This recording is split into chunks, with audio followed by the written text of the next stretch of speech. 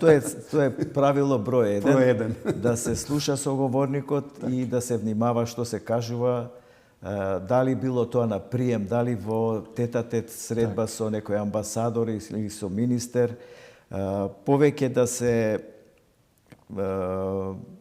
општо да се кажуваат работите, да нема конкретни некои изјави, децидни, да нема... Ќе се злоупотреба. Може да се злоупотреба, да нема манифестација на некое чувство, на лутина или...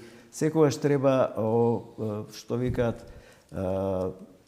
амбасадорот да настапува прецизно, концизно и да не биде, ние сме мала држава и не можеме остро да настапуваме, туку секогаш со поголемо разбирање и со помек однос, да речеме, со нашите соговорници.